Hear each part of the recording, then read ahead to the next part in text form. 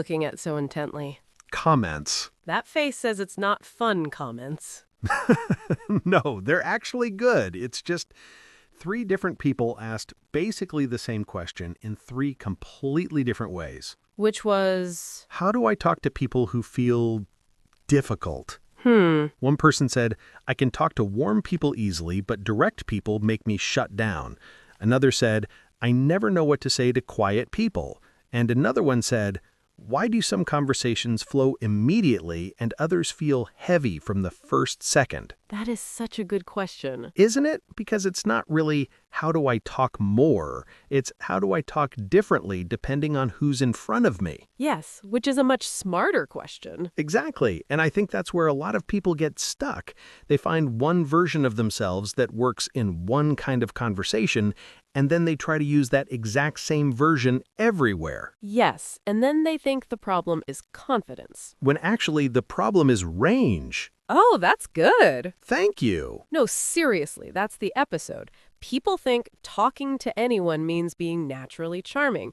It doesn't. It means knowing how to read people, adjust your approach, and make the conversation easier for both of you. Great. So we already started without doing the intro. As usual.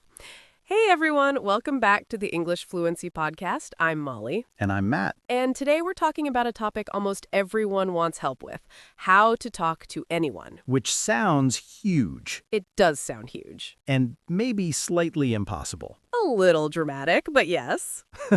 But what we really mean is this.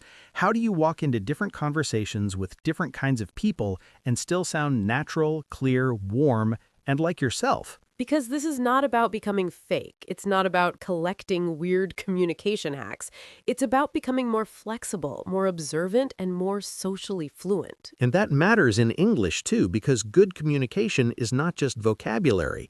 It's timing, tone, follow-up, reading the room, knowing when to speak more, when to slow down, and when to keep things simple. So today, we're going to break that down properly. And by the end, you should have a much clearer sense of why some people feel easy to talk to, why others feel harder, and what to actually do about it. All right, let's get into it. So let's start with the biggest mistake people make. What do you think it is? I think the biggest mistake is assuming that good conversation is one single skill. Yes. People talk about communication as if there's just one correct style. Like if you become confident enough, suddenly you can speak to absolutely everybody in exactly the same way. And that is just not true. No. Some people love energy. Some people love clarity. Some people love detail. Some people need more warmth before they relax. Some people want you to get to the point immediately. Exactly. And once you understand that, people stop feeling random. That's such a good way to say it. They stop feeling random. Because a lot of the time when someone feels hard to talk to, what's actually happening is just a mismatch. Your pace is different, your style is different, the kind of opening you're using is wrong for that person, or you're giving too much too soon. Yes, or too little. Also true. I think people often make one of 2 mistakes. They either come in too strong, too much energy, too many words, too much personal sharing too fast, or they come in too flat, too careful, too closed, too focused on getting it right. And neither of those creates ease. No. Ease usually comes from calibration. Let's stay there. That's such an important word for this topic. Yeah, calibration means adjusting well. You notice the other person, the context, the pace of the interaction, and you respond accordingly. Which is what strong teachers do all the time. Constantly. A good teacher does not speak to every student in exactly the same way. The message may be similar, but the delivery shifts. Yes. One student needs more encouragement, another needs more precision, another needs more space, another needs you to make it lighter and more playful. And if we already do that naturally in teaching, then we can do the same thing in conversation. Exactly. The skill already exists. We just need to become more conscious of it. So if someone says, I want to be able to talk to anyone, where do they start? With observation, before language. Good. Because people think the first thing is, what do I say? But usually the first thing is, Who is this person? What kind of interaction is this? What energy is already here? Yes, before you open your mouth, the room is already telling you something. Exactly. Is this person fast or slow, warm or reserved, detailed or broad, serious or playful? Do they seem like they want connection first or information first? And I think one reason people miss all of that is because they're so busy trying to manage themselves. Yes, they're inside their own head going, okay, what do I say? How do I sound? Do I look awkward? Is this weird? And meanwhile, they're not actually looking at the other person. Which is why the conversation already feels harder than it needs to. Right, because now the whole interaction becomes self-focused instead of people-focused. And that changes everything. When the question is, how am I coming across? The conversation gets tight. When the question becomes, what does this person need from me right now? The conversation gets easier. Yes, that is the shift. Let's make this practical. Imagine 4 broad kinds of people. Okay. Not as rigid boxes, just broad patterns. Good. Important. First, you've got the direct person. Fast, efficient, clear, not interested in a long, winding beginning. They do exist. They really do. With that person, if you circle too much, they get tired. You don't need to become cold, just become clearer. So instead of, I was just kind of wondering maybe if at some point you might want to, you say, hey, quick question. Do you have 5 minutes later? That kind of thing? Exactly. Cleaner, simpler, less build-up. Okay. What's the second type? The warm, expressive person. More relational, more open, more likely to enjoy a little bit of energy, humor, or personal warmth before getting into the practical thing. Yes. If you're too dry with them, it can feel abrupt. Right. Not rude exactly, just a bit thin. So, with that person, a little warmth matters. How's your week been? That was such a good point earlier. You always bring good energy into the room. Something human first. Exactly. Third, The calm, reserved person. They're not unfriendly, they just open more slowly. that distinction matters so much. A lot, because people often misread reserved people. They assume not expressive yet means not interested, and that is not always true. Yes, some people need more time, more space, less pressure. So with them, you don't force intensity too early. You keep it light, simple, and steady. You give them room to enter the conversation in their own way. And you don't panic if the first answer is short. Exactly. A short answer is not always rejection. Sometimes it's just the first layer. Fourth, The precise, thoughtful person. They like specifics. They may not love vague, oversized, dramatic conversation. a most oversized conversation is such a good phrase. You know what I mean. I do. With them, if you exaggerate too much or stay too broad, they may disconnect a little. But if you're clear, structured, and concrete, they usually relax. So instead of, it was insane, unbelievable, the craziest thing ever, you might say, it took 3 hours, the train was delayed twice, and nobody really knew what was happening. That kind of thing. Exactly. Something they can work with. I love this because it makes talk to anyone feel much more teachable. Yes, it stops sounding like charisma and starts sounding like social awareness. Which is much more useful. And much more reachable. So let's talk openings. If the first goal is not to impress, but to open the door, what kinds of openings actually work? The best openings are usually simple and local. Yes. By local, I mean connected to the moment you are both in. The event, the room, the line you're standing in, the class, the meeting, the coffee, the weather, the weird situation you're both experiencing. Because local openings feel natural. They don't sound imported. Exactly. They sound like they belong to the moment. So, give me some examples. Have you been here before? That was such an interesting question. This line is moving so slowly. I love your notebook. This room is freezing. Is this your first time at one of these? Do you know if we're starting on time? And notice how normal all of those are. Yes, that's the point. Ordinary is often what works. People are always hunting for some brilliant conversation starter. And most of the time, they would do much better with one ordinary sentence and real attention afterwards. Which brings us to what happens next, because I think a lot of people can start, but then they don't know how to keep the conversation moving. Right, and this is where follow-up becomes everything. If you want to become easier to talk to, become better at follow-up. Yes, please underline that. Imagine I say, I was in Lisbon last month. Okay. The nervous response is to panic and search for a whole new topic. The better response is to stay there for one more beat. Oh wow, for work or for fun? I've never been, how was it?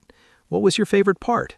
That's all. And suddenly the conversation has somewhere to go. Exactly. Good conversation is not constant originality. It's often just good attention. That is such a useful line for this topic. Because people think they need to be the source of endless, interesting material. They don't. They need to help the existing material breathe. Beautiful. Thank you. And I think there's something else here, too. Follow-up is how you make the other person feel safe to continue. Yes, it tells them, I heard that. I'm with you. Keep going. Which is why people often leave conversations feeling, wow, that person was great to talk to, even when the other person didn't speak constantly. Exactly. Because ease is memorable. Let's talk about listening then, because I think people hear be a good listener so often that it almost stops meaning anything. Agreed. So what does good listening sound like in actual real life? It sounds responsive. Not silent and blank. Responsive. Good. Things like, right, no way, that makes sense, really? Of course, wow, that's interesting. These tiny signals matter. Because they keep the conversation alive without taking it over. Exactly. And then there's reflecting. So that was your first week there? Oh, so you moved because of work? Wait, so you did all of that in one day?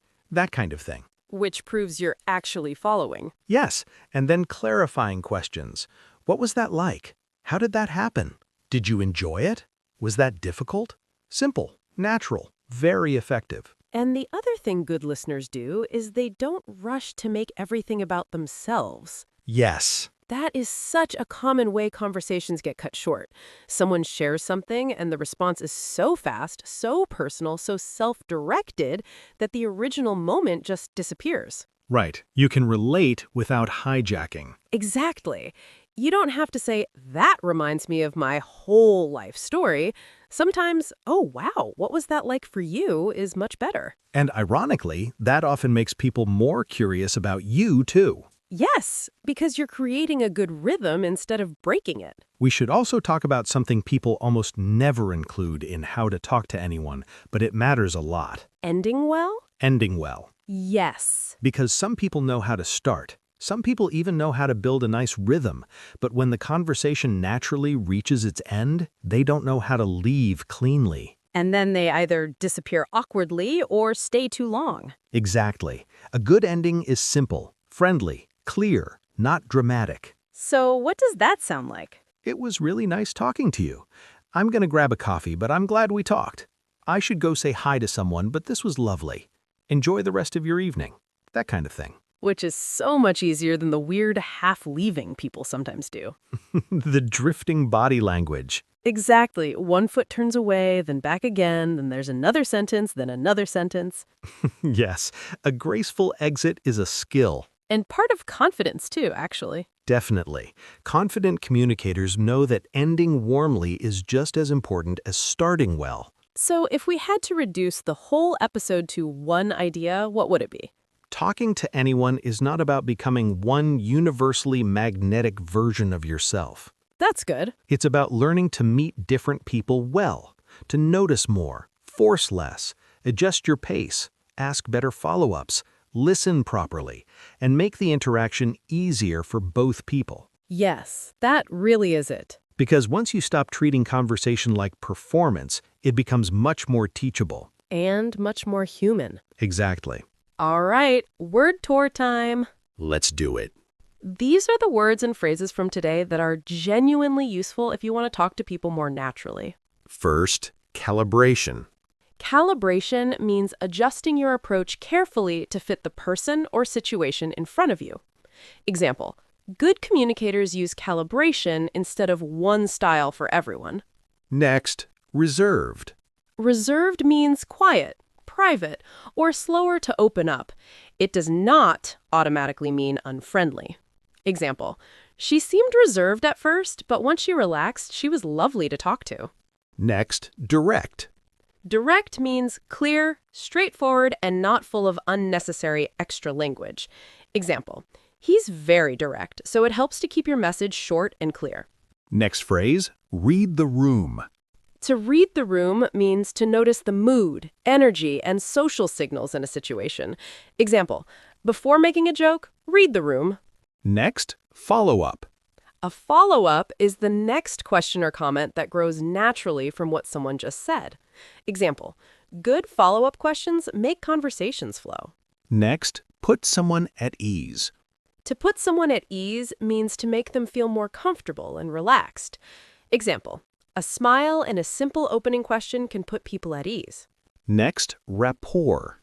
Rapport is a warm, easy feeling of connection and understanding between people. Example, you build rapport by listening well and showing real interest. Next, warm up.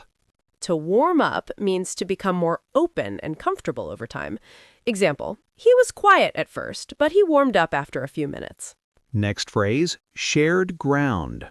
Shared ground means something two people can connect over, a common point, experience, or interest. Example, small talk often begins by finding shared ground. And graceful exit. A graceful exit is a polite, natural way to end a conversation. Example, a graceful exit leaves a strong final impression. And approachable. Approachable means easy to talk to. Someone approachable feels open, calm, and welcoming. Example, she's very approachable, even in professional settings. And one more, social range. Social range is your ability to adjust your communication style across different kinds of people and situations. Example, talking to anyone is really about building social range. I really like this topic. Me too. Because I think it helps people stop seeing conversation as some mysterious talent. Yes. Some people are naturally more expressive, sure. Some are naturally more relaxed.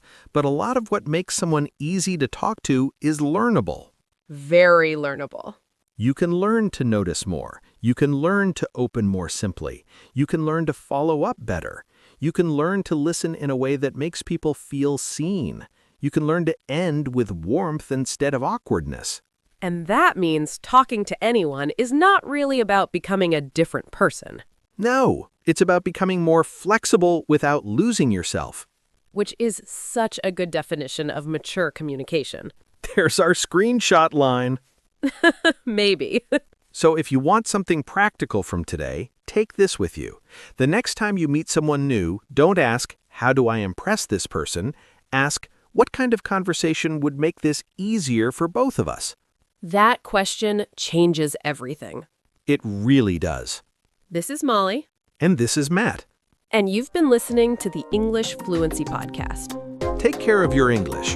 And make it easier for someone to talk to you today. Bye, everyone.